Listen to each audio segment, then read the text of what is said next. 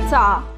Malegaon Satana road ते गादिया भवनकडे जाणाऱ्या रस्त्याच्या दुर्दशेमुळे आणि बेकायदेशीर अतिक्रमणामुळे वृंदावन नगर आणि ओसिया नगर भागातील नागरिक हैराण झाले आहेत। रस्त्यावर मोठमोठे खड्डे पडले असून पावसाचं पाणी साचल्याने वाहन चालकांना मोठा त्रास सहन करावा लागतोय।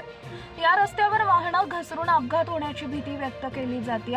सध्या शिव रोडचं काँक्रिटीकरण सुरू असल्याने या रस्त्यावर वाहतुकीचा ताण वाढलाय।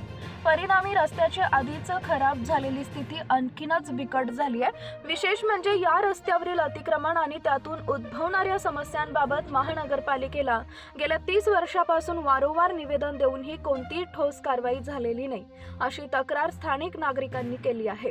या अतिक्रमणामुळे 9 मीटर रुंदीचा रस्ता अरुंद झाला असून रुग्णवाहिका आणि अग्निशमक दलाच्या गाड्यांना वृंदावन नगर, ओसिया नगर आणि गादिया भवन परिसरात जाण्यासाठी अडथळा निर्माण होत आहे।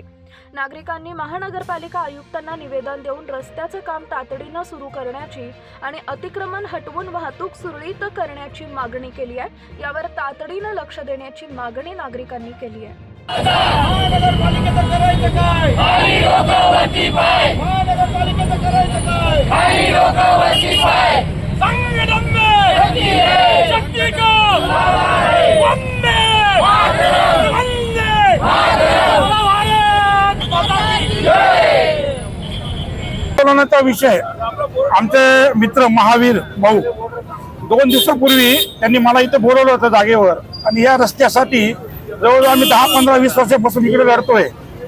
या दोघं प्लॉट धारकांनी इथे अतिक्रमण केलेलं आहे। वारंवार आयुक्तांना निवेदन दिलेले आहेत, वारंवार तक्रारी केलेल्या आहेत, पण प्रशासनाने या गोष्टीकडे दुर्लक्ष केलेलं आहे।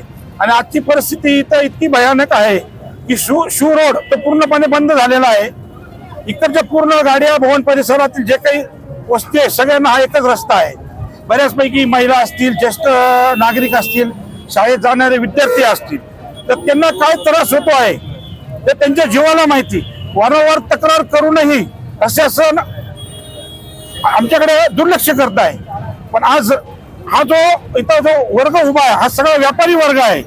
म्हणजे अशा व्यापारी वर्गाला सुद्धा रस्त्यावर उतरून आंदोलन करावं लागतं। 100% कर भरणारे हे लोक त्यांना रस्त्यावर उतरून एका छोट्याशा रस्त्याची मागणी करावं लागत आहे। तरी ही मागणी काही वर्ष झाले पूर्ण झालेली नाही आहे। आणि आम्ही आता या प्रशासनाला इथं बोलवलेलं आहे, थोड्या वेळापूर्वी इथं येतील आणि आमची मागणी 8 दिवसाच्या आत जर त्यांनी पूर्ण नाही केली तर चक्काजाम याच्यापेक्षा मोठं आंदोलन करू।